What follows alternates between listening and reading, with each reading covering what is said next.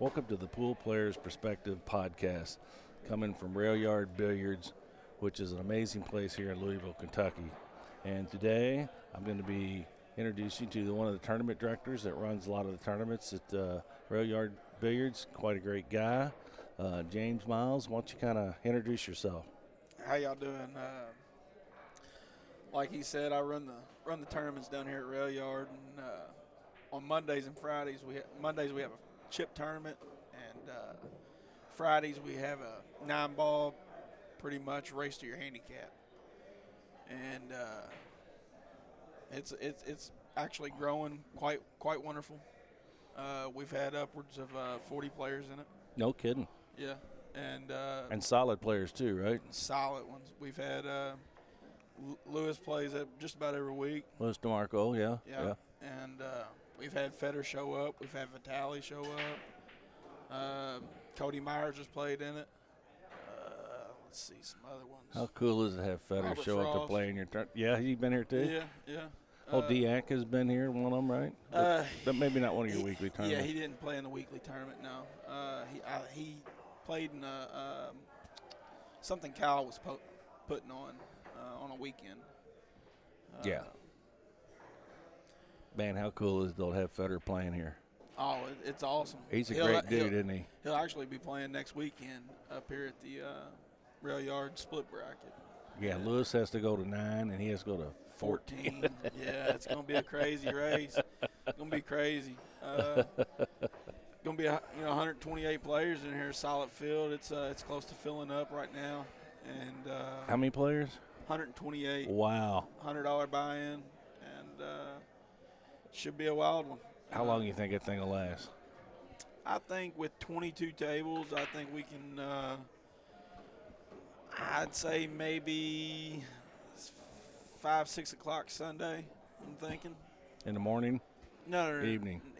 Yeah, we're gonna have a break. We'll come back probably. We'll probably quit around 11, 12 o'clock Saturday night. Oh, good. And we'll probably show back up around 10. I'd say 10 or 11 on Sunday. It won't start Friday, start on Saturday? Yeah. Now they do have a Friday warm-up tournament. I think it's only taking 32 players, so it's going to run rather quick, so everybody can get plenty of rest and stuff for Saturdays. Man, that'll be a banger. That'll be great to watch. Yeah. No, it's going to be crazy. Some of the top people, like he said, Fedor's playing in it. Going to 14, we got Lewis playing in it. He going at 9. And a lot of local players here, they're going, like races to 6 versus. Yeah. Or Jimbo's a 4. I like his chances. Jimbo's a 4. Hell, Ben Price is a 4. Yeah. That's I've heard about him for like the last 3 or 4 weeks, and he's got a chance as a 4 for sure. 4 to 14 race against Fedor. Well, they won't have to play until the final 4. Oh, that's a lower tier. Yeah, he's playing in a lower bracket, so he'll be playing a lot of races like him going to 4, and other players be going to 5, 3. In some cases, there's he could match up against a 3+1, and he'll have to outlast a 5-3 race. What's a 3+1? 3+1 means they go to 3 all day, and whoever they play has to add a game. So okay. If they play a 3+, a 3+1 versus a 3, it's a 3 to 4 race. 3+1 versus a 4, it's a 3 to 5 race, and it's tough. You got to fade a lot of luck. You got to get the rolls in tournaments, in order to outlast especially a 128-person field. Oh yeah, and that'll be tough on Fedor. Oh, absolutely, all day. I couldn't imagine that grind going to 14 games against anybody. All these. Well, I mean anybody, but I mean he's totally capable of outlasting it. The guy's a machine. I mean. Yeah, he I don't think he drinks much, and he's in shape. Oh, he's a complete professional. He absolutely does. I don't believe he drinks at all, and he exercises. He's actually living locally here right across the bridge over in New Albany, and the guy comes over here. He practices, and the tournaments that he plays in. If he can, he'll run home and take a little break. He knows he can play ball. He's got a table at his house. Somebody tell me he's playing at Derby City and they had a break. He went home and practiced. No, absolutely. Why wouldn't you? You know, if you have that option, you know. Right. The guy's a complete professional, no doubt. Yeah. I watched him on the Joe Rogan show, and what a good guy. Yeah. He's serious and he's got a good sense of humor too. But yeah. Joe Rogan's really doing good things for the pool. He actually just recently showed up to Vegas to watch Fedor. Yes, he did. And did a little commentary. Maybe we'll get him down here. That would be great. Couldn't imagine the people that would show up just to hear him. Yeah. Oh, yeah, he's a draw. He's probably the answer to pool. Sure. If he starts just getting involved and showing up to local pool rooms. It's really starting to grow. It's always been a thing where you didn't really.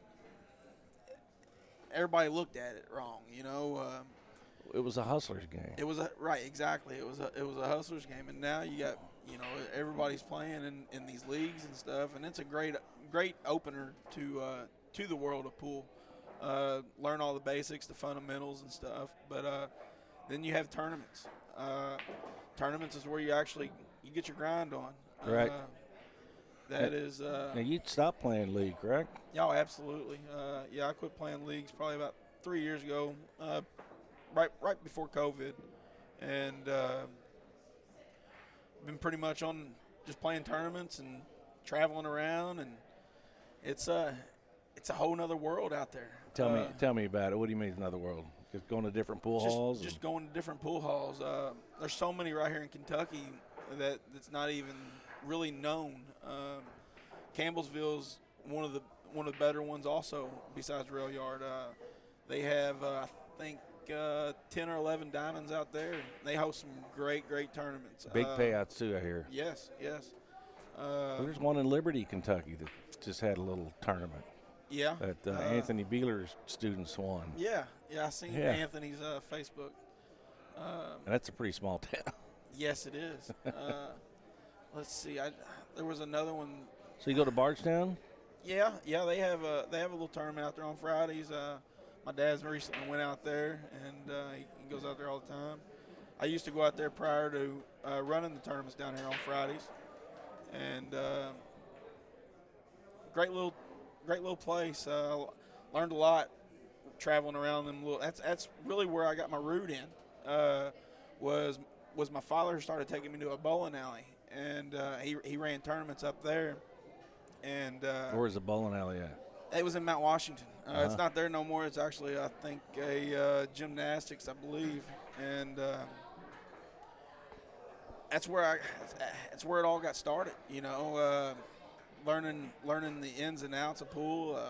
I lost several times before I got halfway decent, and spent a lot of time after school. I think I was the only kid going to my high school carrying a pool cue. So what gave you the bug? Everybody, all of a sudden it just clicks and you're addicted to it. It's crazy how trapped you can really get into the game, and but it's something that you have to continue to do if you want to be decently good. It's something you just can't spend 15 minutes a week in and think you can beat all these top-notch players, because that's not going to work. You got to put the time in and get out here and play better players to get better. And some people think that you can just step up and just play phenomenally, and that's not how it works. It's a consistently game, hitting two round objects with one another, and just an eighth of an inch difference can create that ball to go a complete 2 foot over a 9 foot table. Yeah, it's just like my wife says. She goes, I don't know why y'all play. You're mad at the end of every tournament. You can be. It's a love-hate relationship. It really is. I've had some very great memories playing in these games. One of my biggest finishes was Campbellsville. Even though I didn't win the tournament, it was the biggest payout that I received single-handedly in a tournament. I believe there was little over 100 players in it, and I finished 5th, 6th, and I cashed out with like 35 or 3,600, I believe. And Kenny Tran ended up snapping that thing off. I think it. Oh, he's a solid player. Yeah, he shows up to my weekly tournaments all the time. Solid player. He snapped off a few of them here recently. He's out of Frankfurt, right? Yeah, he's up there. Yeah. Frankfurt, Lexington area. I forget exactly which part, but yeah. So your dad, did he start you in pool? Yeah, in a sense, he took me up to that bowling alley, like I said, and that's when he started putting me in a couple of tournaments, and I guess I got the itch, and he bought me a cue one time for Christmas, and like I said, I think I was the only person in my high school that would take a cue to high school, and actually I would have to leave it in the office because they considered it as a weapon. It blew my mind, but man, I spent hours at that bowling alley and got to where nobody would play me. So you were naturally good at the start. Yeah, I mean, you got to have a little bit of natural talent, a little bit. But like I said, you got to put the time in. You got to find your fundamentals. You got to find your footing. You got to find your stroke. It's just not something you can pick up something off the wall and think you're going to be able to beat anybody. No. Yeah, that's the game is the cool thing about the game is anybody can enjoy it, but it's hard to be good at it, and not just great, but just be good at it. Oh, sure. I mean, like you said earlier, it's it can be a frustrating game at the end of these tournaments because you've put so much time and practice and stuff into it, and you are thinking that you are supposed to be at the end of it. That's not always the case. No. Like I was saying, I used to travel around all these little local bars and little pubs and stuff even, and little pool halls, anywhere from, I played on some places that only had 2 tables, sometimes that can last hours, but yeah. That was part of the grind, going out here chasing the dream and being on the road. I actually recently started going on the road with Lewis and stuff, and him and Rob. I've learned so much just doing that. Like what? What are you learning? Tell me about it. Just playing better. Like I said, playing better players. I went down to Louisiana with them one time, and is that the one with the big payout? Oh yeah, it was a huge payout. It was an open tournament, open 9-ball tournament, and I didn't actually realize how good I did until after the fact. And I believe it was like a 128-person field, and I finished in the top 32. That's solid. In a pro event. I was thinking I was shooting way above my head. What they're doing out in Alabama, I play as a 6+1, and same format as what they're having up here next weekend. And I think I'm overranked, but now that I think about it, I'm playing in this tournament as a 6+1. I'm playing in some of these top fields, and the last time I actually went down there, I played Sergio Rivas, and he actually got lucky enough to win the lottery. And he plays as an 11, which lottery winner went down to a 10. So our race was actually a 6-11 race versus a 6-12. And I thought I had him. I don't know if I just kind of started relaxing there at the end, noticing that I was even with him. I actually went up 4-3 against him, and he ended up tying it up 4-4, and he just went on a streak. He beat me 11-4. Wow. And but you hung with him though. At the first 7-8 games, yeah, I was hanging right there with him, and I had a little luck on my side. Don't get me wrong, but at the same time, it made me realize a lot that I can hang with these better players as long as I'm getting that much. It's not going to be a consistent thing, but there's a reason why they're good. They're putting the time in. Right. I work full time and stuff like that, and also run these tournaments up here. So I don't get near as much time as I used to, but I'm always around the table and stuff right now. So I continue to practice and get better. Do you run many drills? That's one thing I should do more, and it's something that I've been wanting to do is get a table and something I can practice and do drills at the house. But when I'm at the pool hall, I just kind of I like trying to get in action. You know, Right. that's where your mentality is really going to put you under the pressure. You know, it can be a pressure game whenever you're playing for this playing these tournaments and stuff. You know, and if you're not putting yourself in the action and playing for just, I learned how to play pretty much playing $1 a game, $2 a game, and that right there just will make you dig and want to play the game so much better, because if You you're want getting that your ass dollar. kicked, if you're getting your ass kicked, you know, you're going to continue to give, you're not going to continue to give dollars up. You're wanting to get them dollars back, and that was my biggest thing is I lost a lot of dollars, but you I went and learned. got them. I went and got them back, and actually went, like I said, I was at that bowling alley growing up. I was playing people my age. Don't get me wrong, and one of the greatest memories I have is Michael Brown. Mike Brown, he's a solid player out of here, from Louisville. He's actually out of Bardstown, and he came up there one day. I was up there after school and stuff, and I remember he said, "I'll play anybody in here one-handed for $5 a game," and you know, everybody just kind of looked at me. They knew I was the pool player and things. You know, I was like, all right, you know, I'll try you. And I ended up beating him 3 games in a row. And he said, you want to up the bet? And I looked at him. I said, no, sir. I said, my dad's actually warned me about people like you. And he could respect that. And he ended up, you know, just packing his stuff up and leaving. Yeah, he was he ready had some to better beat you. things to do. Yeah. He paid me my $15, and you know that bought me that pool tournament that week. You know, I used to play in $10 tournaments up there at the bowling alley on, I think it was Tuesdays that my dad ran them, and that was that's where I learned everything. I didn't always cash in them, and still to this day I don't cash in every tournament that I play in, but at the same time you gotta participate in them to get good. Well, and just playing them's a ball. Oh, absolutely. I mean, you know, there's not many things to make your heart jump and, you know, like that. You know, it's adrenaline. You know, Getting down on that 8-ball or 9-ball or 10-ball these days, you know, that break and run we have up here is gotten crazy ridiculous. And I can't wait for somebody to bust it. But I couldn't imagine sitting there shooting the 10-ball for as much money as it is. Oh, no kidding. Oh, yeah. And you could get somebody else to shoot it for you, right?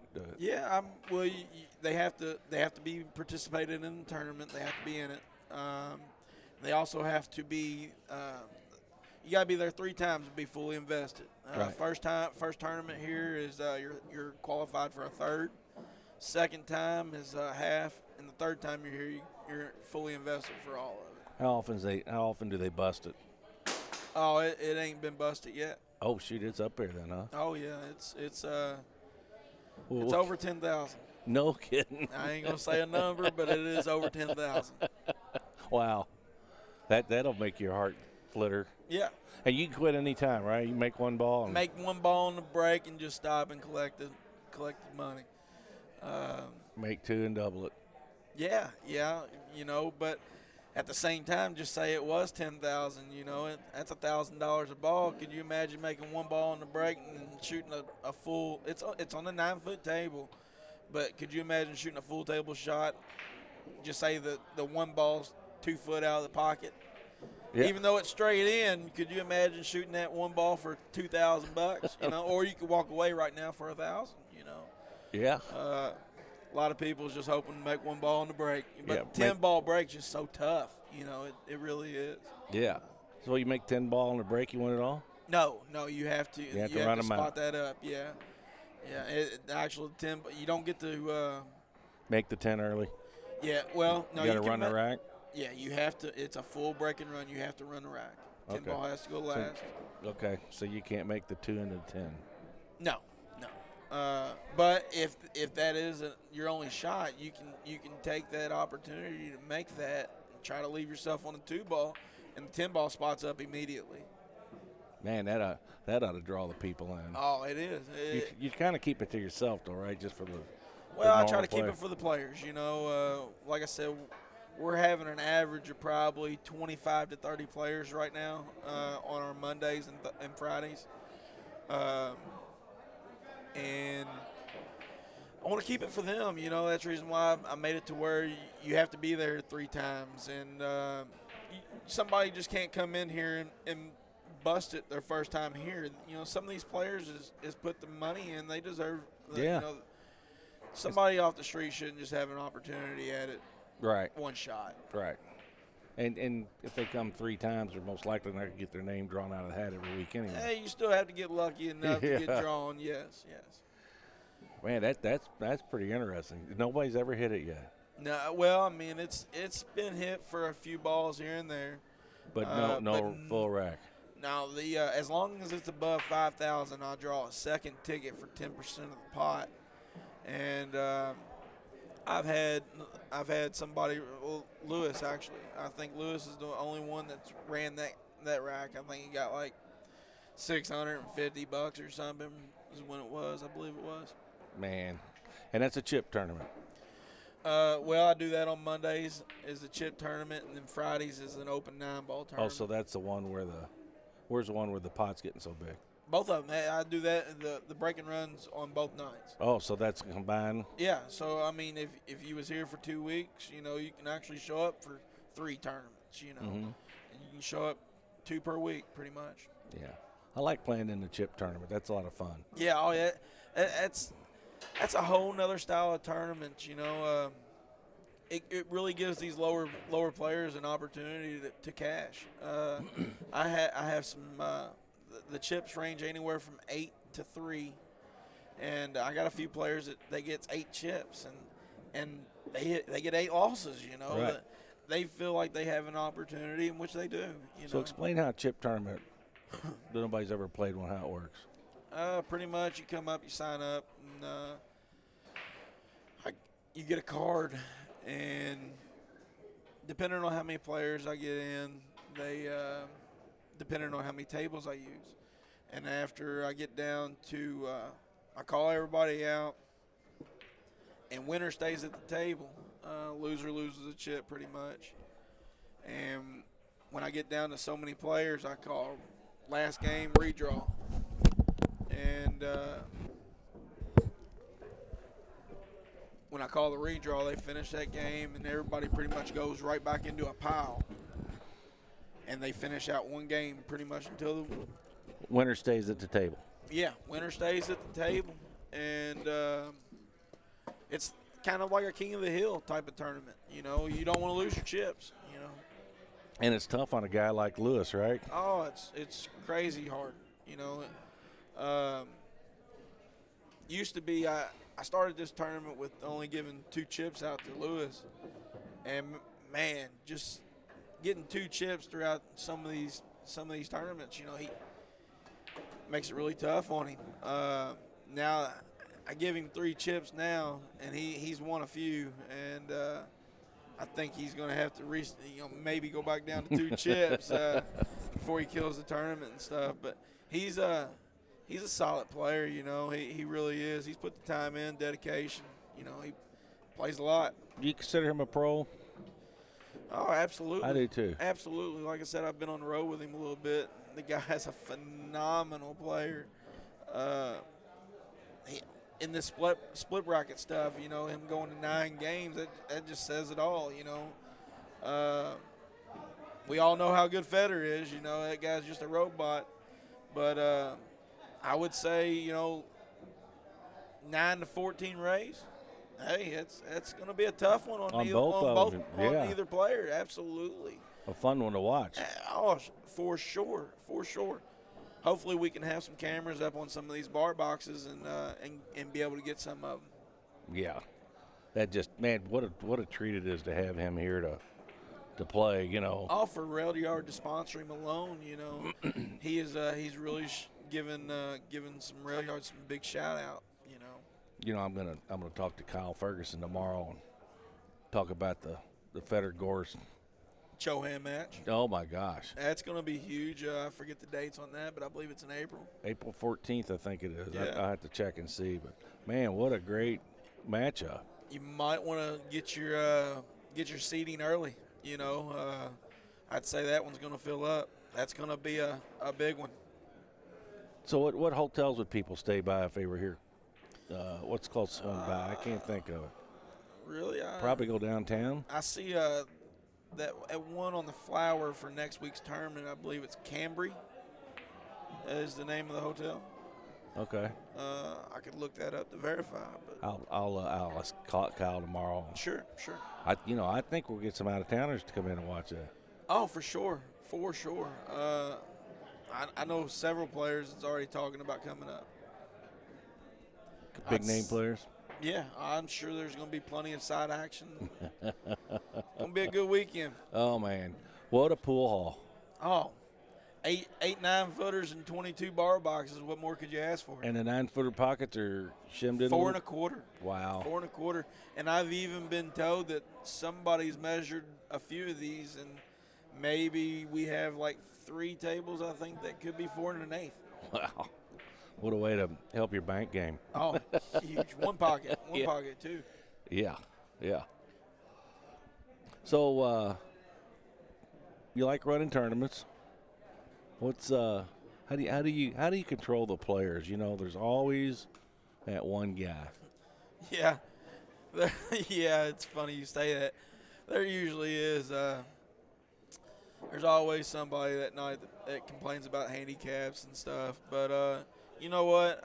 I kind of just use I use the leagues as a base, and as long as you play in the tournaments, I might justify that a little bit because we all know some of these rankings are just used to build teams, Right. and which is understanding, but they're not always accurate, So I kind of use my own little ranking system, but I have to use somebody as a base, and I use them all. I use Fargo, I use APA, BCA. I've had players that play in Alpha using their rankings. And then if you don't have a ranking, I try to see exactly where you're at, but I always got to start you high. Right. Sometimes starting off at a 6 and 7, I got to do that, just to be fair. Just to be fair, playing a few tournaments, I'll see where you're at, Yeah. And you don't want to have somebody come in and just win right off the bat, and no, you want to give them a shot. Happened, yeah. Don't get me wrong, but they had a great night and they had a verified handicap. I couldn't really justify that. So how would you rank players when you're looking at the Fargo? You look at the stats, and then you got to watch them play, right? Oh, absolutely. As a tournament director, I try to focus on most of the games, throughout the night, and as it dwindles down and people start getting eliminated and stuff, I get the opportunity to see who's really shooting good that night, and I take a lot of notes in my book. I'm putting stars next to people, So you have your own ranking. Yeah, you got it on paper. In a sense, yeah. It's just whatever your number is. Let's see, on Fridays I got 3s and below, they go to 3. 4s and 5s go to 4, 6s and 7s go to 5, 8s and 9s go to 6. And after that, it's kind of like a custom kind of deal. Like I said, I've had Fedor show up. I made him go to 9. Vitaly, when he was here, I made him go to 8. Lewis, he goes to 7 games every week. He can fade that, he's won a few of them, but it's really tough on him. It's really tough on him. As long as it's tough and fair. That's what makes it fair. For sure. So, in my league, maybe I'll come by and help you. I think you have to start with an A through D ranking when you're talking about players. Now you would take Louis DeMarco, and he's above an A. He's you take people like that, but there's a whole nother level above Lou. Yeah.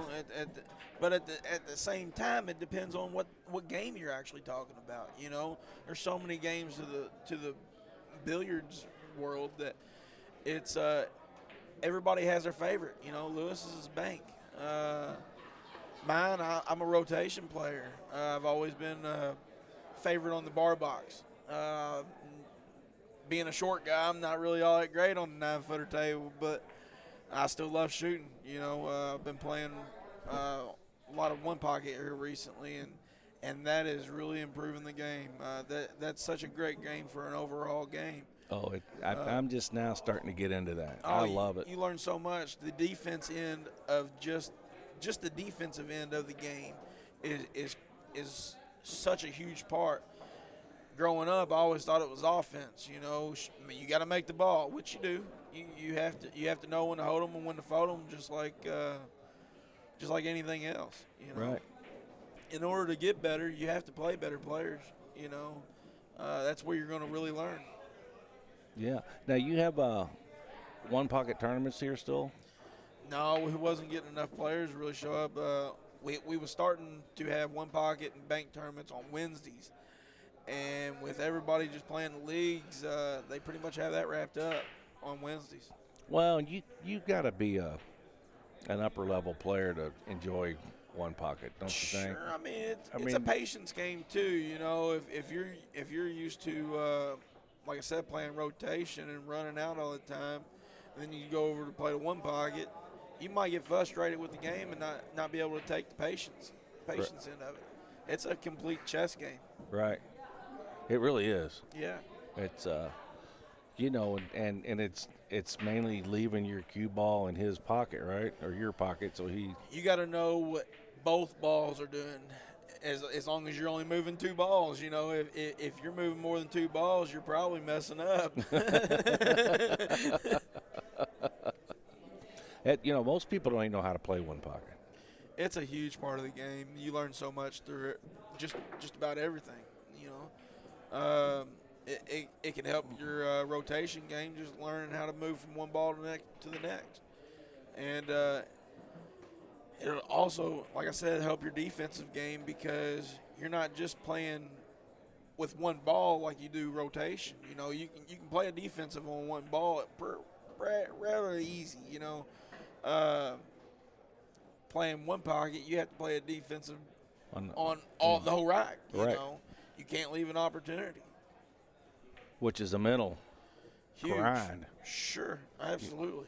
You don't realize how much the mental game just wears you out. Yeah, it really can. It's especially for me as I'm getting older. I can't play 18 hours anymore. Sure. I just give up mentally. I've been on them type of grinds, and mainly when I was playing the leagues and stuff, I'd be in one of them weekend-long tournaments and wouldn't be able to play. Hell, that Campbellsville tournament that I mentioned earlier, I think that was the longest tournament that I ever went on, and I think it was just a little over 30 hours. No kidding. And, they never did take a break. They had mentioned it a few times. They were like, we can stop right here. A lot of players going out to their trucks, taking a nap. I did in between matches, just to be able to stay focused. And there's no hotel close by to go. Not out there, Go down there and get you a spot at the lake campground, Yeah. And there's some good local players just out of Campbellsville, right? Oh, absolutely. Michael Rourke, he's really up and coming out there. I see Dayton. I believe Dayton White is his last name. Not 100% sure. Solid young kid. Let's see. Little Cash and Keaton. Man, he's really he's an upcoming kid. He's like 16, 17 years old, right? Yeah, phenomenal player. Hell, he's up there actually playing tonight. Just trying to get in the grease, He is he's a favorite in just about any tournament he plays in. No kidding. And he's beat all the big name players in these tournaments. He's beat Fedor and he's beat I couldn't imagine. He beat Fedor in a match? Yeah. No, they didn't gamble or nothing, but that was in an open tournament. Right. Even race. I believe it was a race of 9. That just tells you how strong. Wow, he's an up and comer. Sure. Well, cool. So, what else do you have to say about tournament directors like Juan? What's his name? Juan Vasquez. I He's, hope I said that right, Juan. yeah, I always thought I had But, an L, but there's no L on it. Right. He's doing phenomenal things up there in Indy. He hosts a 6 and under tournament. I don't know really how often, but it's a great one. $200 entry fee, and I wish I got to play in it. Unfortunately, I don't get to play in it no more. They have me ranked as a 7, but props to him for doing things with the pool world up there in Indy. Hopefully we can get some bigger tournaments down here just like that. And I think with Kyle's opportunities that he's really given us, I think we'll be able to do something down here in Louisville pretty big. This place has to be one of the top pool rooms In America, probably. Yeah, I mean, I've not been. I traveled around quite a few of them. I mean, you got Griff's was up there in Vegas. You couldn't ask for a much better place. I actually used to go on the road with Ricky doing refinishing pool tables and working through Diamond, dropping off Diamond tables. I seen so many pool halls. There's a lot out there. Everybody should really start. There's a new one up in Columbus, Ohio, too, right? Action Palace. Yeah. Yeah, Action Palace. Alex Olinger's place. That's right. That's right. And that's all 9-footers in there? No, because he hosts a bar box tournament, so he has some bar tables in there. I just don't. I haven't been up to that place yet. But it's not the size of this place. No, it's a little bit smaller than this. Like I said, I haven't been up there, so I don't really know exactly what they do have. I did sign up for a tournament up there, but I unfortunately didn't get to make it.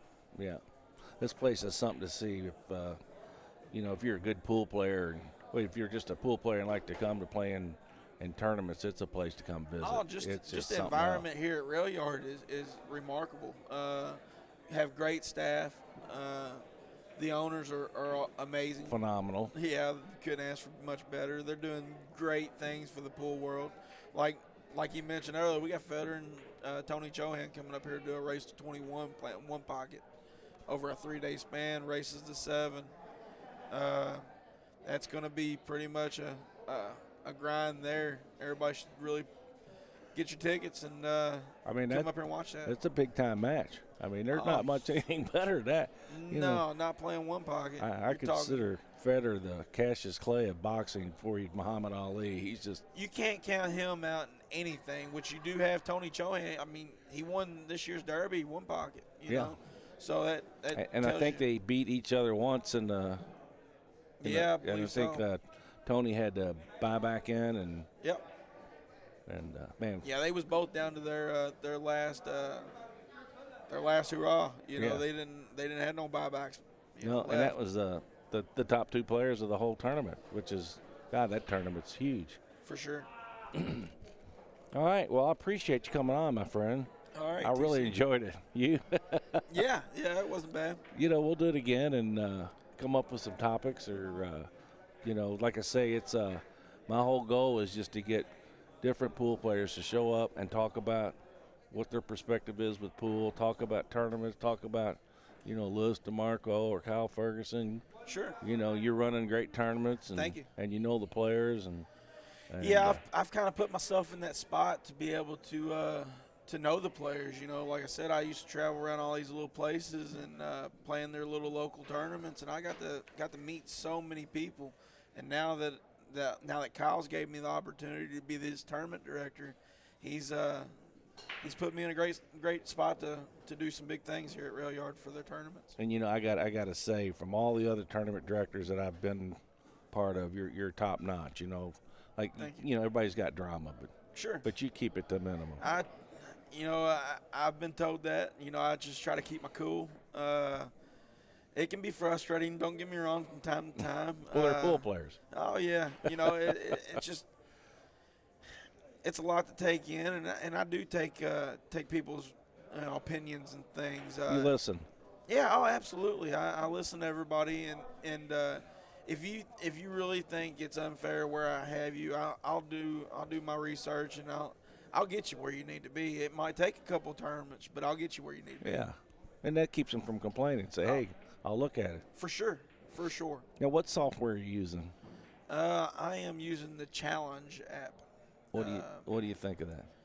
It's not bad. It's not bad at all. I pretty much got it set up now where I can just go in there, hit a couple buttons, and it pops everybody in there, and that's made it a little bit easier. But there's so many out there, you know, like you have CompuSport. You use that for your league, correct? Yeah, it's awesome. They got Digital Pool. Digital Pool's doing some amazing things with that. I heard recently that they're going to be putting cameras on tables and things. You know, CompuSport's got that. Is that right? Yeah, it's awesome. You can just stream your match, and it loads to your player profile. And and you know what else is cool about it is so during COVID, I got to work with the software people on their handicapping system. Yeah. And they basically look at Fargo as the best handicap system because it really is. And right now it is. And but it can be manipulated by the tournament director if he, or you know, the league operator or whatever. Sure. And players. All of them could. Yeah, and everyone can. So we started talking about artificial intelligence and you know how to spot a guy that's laying down, and if you're playing for money, that's going to count more towards your handicap, and then according to how that opponent is, and then their common opponents. Well, you know, most players playing for the money, they're not going to be throwing off. No, you know, but it's the one when they're not playing. You know, yeah, that's you the know, problem you and with the I, leagues, you and I know. set up a race to 50 between you and I. We're going to pay for $10. Well, we're probably going to be drinking a lot of beer while we play, right? But if we're playing for $10 for one game, that game's going to matter a lot more than that. Absolutely, and that's what we kind of took into consideration with it. Maybe we'll sit there and show it to you because I think if you used it and I used it, and you got all those common games, and you know they got their own skill ranking too, but I don't think it's totally accurate. I think it needs to be looked at, and then they're willing to listen to us. They're like, yeah, tell us what it needs, and you know. But we'll talk about that in the future. But all right, buddy. Well, I appreciate it. All right, TC. It was fun. Yeah, it was. I got to figure out how to turn this thing off.